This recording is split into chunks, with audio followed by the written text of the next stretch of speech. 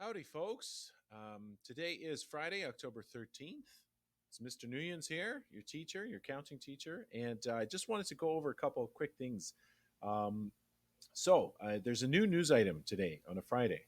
I know, and it's because I made a little mistake, and there was a piece of the content module or the learning activity 2.1 that I forgot to include. So you do have a new Dropbox task added in there. The task itself was in the module here, but I just wanted to walk through a little bit about this content module. So this week's lesson, and it was a short week. It's a busy time, Thanksgiving. I get it. We're all kind of doing various things outside of this e-learn course. So please continue to go through and review all of the material. Try the questions out yourself. I'm going to show you a couple things here quickly about spreadsheets.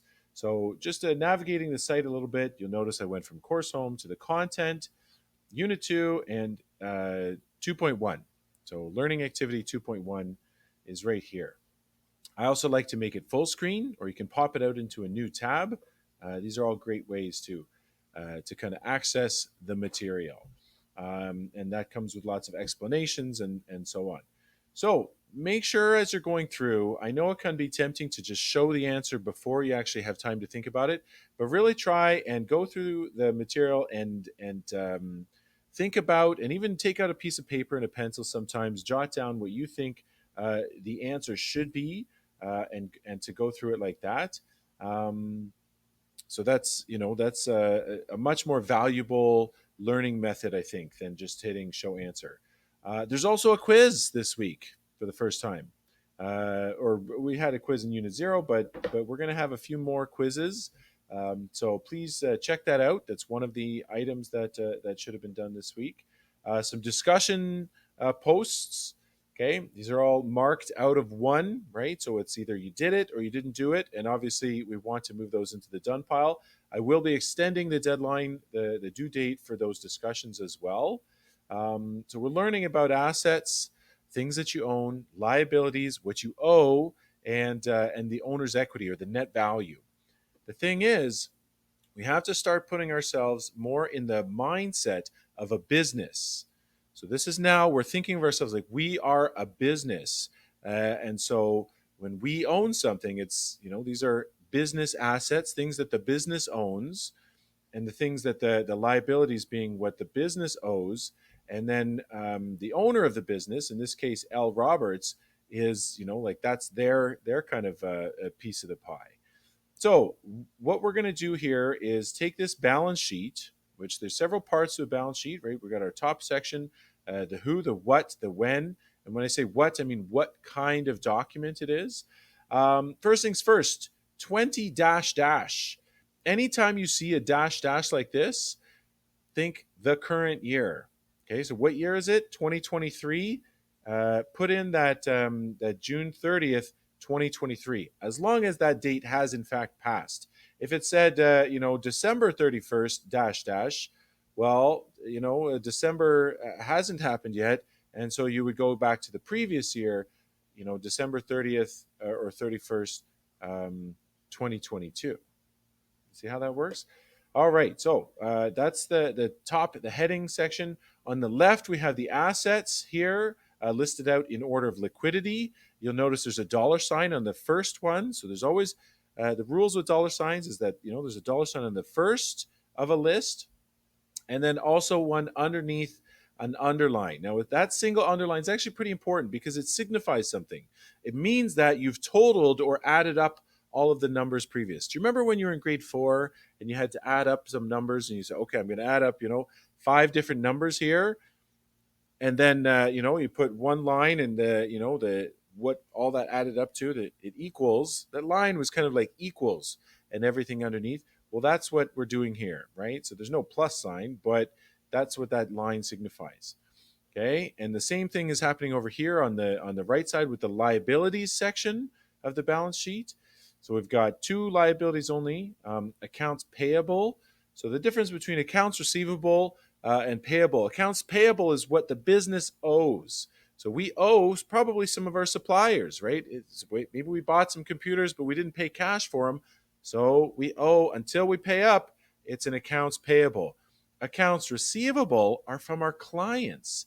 These are people who owe money to us. It's like an IOU, and that is like an asset. It's basically like money. If someone owes us $1,000 and we have that all in writing, that piece of paper that says they owe us $1,000 is something we own, and that is so it's an asset, to say we're going to receive that money in a couple weeks or a month or something like that. So that's accounts receivable versus accounts payable. But they're added up. There's a single underline and the total liabilities right underneath with a dollar sign because it's a total. And then over here, the final section, owner's equity. For now, that number came from, where did it come from? Subtracting total assets minus total liabilities to know the capital or the owner's equity. In the future, as balance sheets get a little bit more complicated, you'll see that that number actually does come from like kind of a different spot in an account. More about that later, though. But we add them here, total liabilities and owner's equity. We're actually adding those two numbers back together, 17 plus 30, to get to $47,000, which should balance. That's the whole point, right? The total assets equals the total liabilities and owner's equity. 47,000 equals 47,000. Okay, and then when you have two numbers that equal each other, they should be on the same line and they should have a double underline. All right, so there's more to it in this content module. We're going to look at spreadsheets. In fact, I'm going to go and try and recreate this one here for the LR Law Firm in a spreadsheet. I'll show you how to do that nice and quick. And if you do that as well, you can put it in your portfolio. Again, try these things, figure out what the owner's equity is. You could take all of these numbers and turn them into, this could be a balance sheet. You could practice there. This is the one we're going to prepare in a spreadsheet, and what to know about it. Another kind of test yourself. I won't actually see the results of these, so I'm kind of trusting that you're doing them yourself and making sure you take a little quiz or show the answer and try it yourself first. Ordering things in liquidity means how easy is it to sell off or get rid of it. Some of them are kind of tied. Like it's not like this is way more liquid than that, but they're kind of in the middle there. But play around until you get it right. Okay, let's use a spreadsheet now to try this out. And we're going to try and use formulas because that really is the power of spreadsheets. Okay, so I'll be doing a lot of flipping back and forth between these two tabs here. And this is, sorry, before I do that, the assessment opportunity here, this was not showing up before. So that's what is there now, and I'm giving the extension until Monday. If you can get it in by October 6th, that would be fantastic. Submit your work, brings you right to the latest Dropbox folder, the 2.1 balance sheet there. So please submit that now. Maybe you already did it and it's just sitting in your portfolio in your Google Drive folder. That would be great, but I'd like you to submit it there in the Dropbox. But first, we go back to our content module here, and we're looking at the LR Law Firm. Okay, and I know it's pretty easy to say, hey, I could just copy and paste this into a spreadsheet and boom, I'm done, right? Looks pretty good to me. But I think there's a lot of value in trying to recreate it yourself, right? So we'll start off with a blank spreadsheet here. The first thing to do to get those headers to work is that we want to have, we're going to be using 4 columns. So I'm actually going to delete the other columns here. So what I'm doing is I'm going to highlight column E all the way to maybe it's Z at the very end. There I just held down Shift Control, and then if I delete those columns, then I've only got the 4 showing that I need, right? The next thing I'll do is probably just make them all a little bit wider. Okay, and you do that by clicking in between the letters at the top. Okay, maybe not that wide. But then I need my headers to be centered. So if I want something to be centered in 4 columns, you can merge those 4 cells, the 4 boxes at the top, A1 all the way to D1. So hold down and then the merge cells button up here. So I do that 1, 2, 3 times, and now I can add in my who, my what, balance sheet, and the date. It was June 30th, 2023, right? Not 20 dash dash.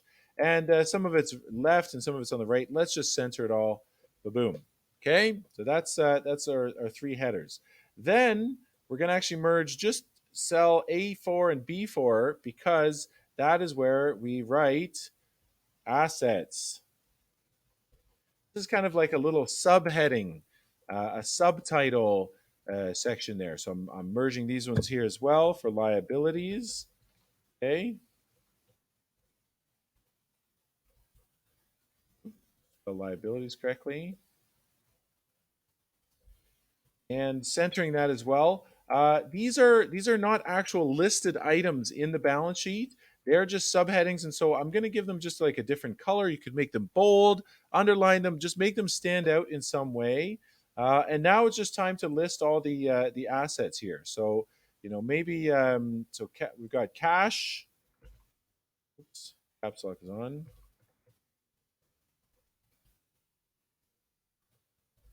Accounts receivable.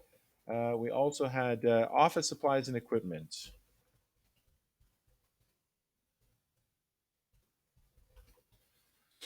All right. So, and of course the numbers there: 10,000, 5,000, 2,000, 30,000.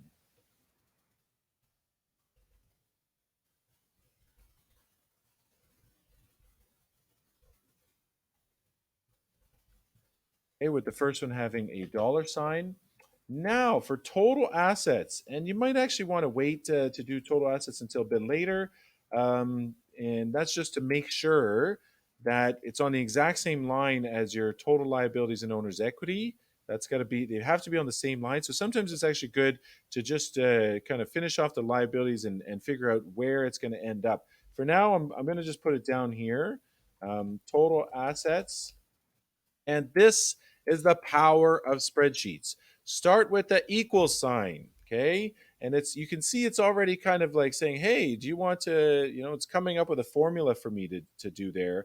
But the sum formula we know is a fantastic formula. So if I type equals SUM, open bracket, and I select the cells that I'd want to. So you could hold down from B5 to B8, or you could type B5 colon B8. Okay. And when you hit enter, it added them up for me. I never had to type $47,000. That's a formula. Okay. The input there is the formula equals SUM open bracket B5 colon B8. So that's the formula. And then the output is the $47,000. All right. So that is really what you should be striving to do here. We also had accounts payable and bank loan. I think it was $5,000. Is that right, or two? 2,000 and 15,000.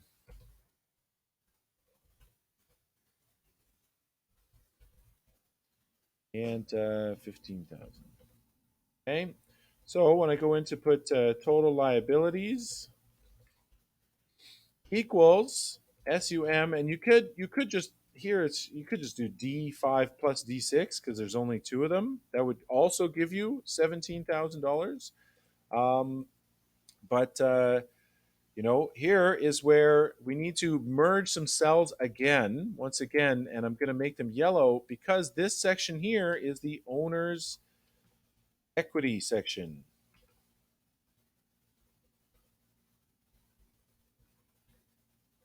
Okay, and center that as well.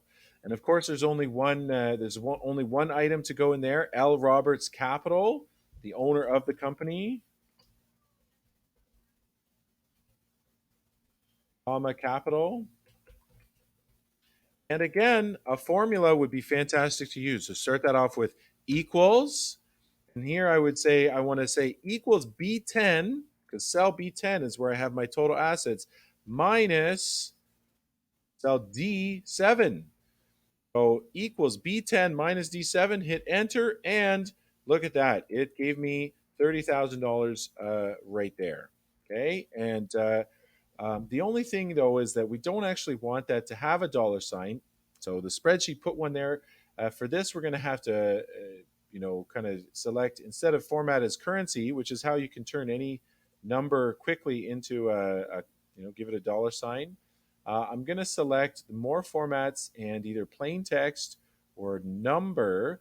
Number added the two decimal places after, like, dollars and cents. So it could decrease the decimal places. So that's, unfortunately, sometimes it adds a dollar sign when you don't want it to be. It formats it automatically. And finally, we've got our last one here, total liabilities and owner's equity. And this is, again, I'm adding the numbers.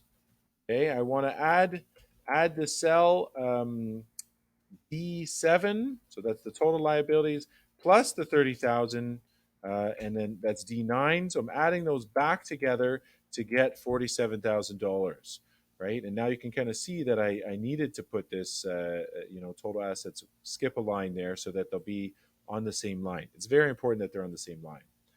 All right, so a couple things I can do here is just reformat some of the column widths. If I double click in between, it kind of automatically sends them to all as long as they need to be. The number ones are thinner. And we're almost done here. The last thing to do is add our underlines. Now, I don't really want you to do it by hitting, Control U and underlining the text. It's not the best way to do it in a spreadsheet. The power of spreadsheets again here. If you want there to be a line along the bottom of the cell, along the bottom of the box, for example, here, it's borders. So you can select borders. I'm going to make it a slightly thicker one. Okay, maybe just a little bit thicker, and say I only want it on the bottom border there because I'm adding those two numbers together, 2,000 plus 15,000. So I put an underline, a single underline. Again, here, you could put a single underline here. You can actually also just put it right above the 47,000. Okay, so you're still adding up all those numbers and a blank. Okay, and again here, 17,000 plus 30,000. So that's a single underline as well. For the double underlines here, so I can select two at once by holding the control key down. And borders, there's actually an option for the double underline border. And when I hit bottom border there, it's putting a double underline for there. So that's a pretty clean balance sheet, I'd say. There's another one here that, is also looking good. Doesn't have to look the exact same with the yellow. Like, as you can see, there's different options here for um, those three subheaders: assets, liabilities, and owner's equity. The headers go at the top there their own section, centered. But this is, I think, and if I really wanted to in a spreadsheet, again, I could delete all of the rows, hold down Shift and Control or Command key if you're on a Mac, and delete all those extra rows. And we've got ourselves a pretty good looking balance sheet. Okay, so your job here, if you could do that for this one here, for K Murphy, maybe you already did that. So this is just all over the place. You got to figure out which ones are assets, put them in order of liquidity, which ones are liabilities, and capital is already given to you. But the whole point now is to find out, does it balance? Okay, does it balance? Do those two numbers equal each other? And remember, they were put in there using formulas, the power of spreadsheets. If you could just answer your questions here in the same document, that would be fantastic. Okay, maybe I'll add another few rows and just kind of type in your answers in the spreadsheet. You can always add an extra sheet at the bottom or something, keeps it all in one place. Or just put it in the comments section of the Dropbox folder.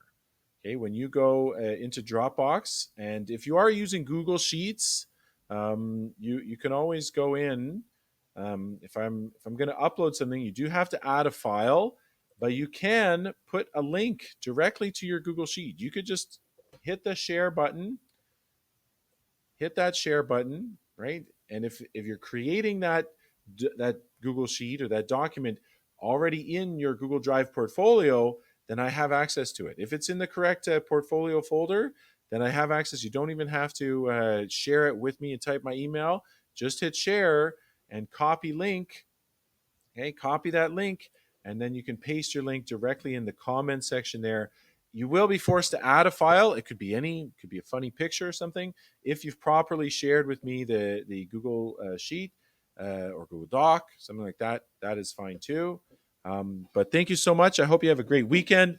Get this done so that we can start off strong with 2.2 and 2.3 next week. It's going to be coming at us pretty fast from here on out. So just stay on top of things and get your work done. All right, take care.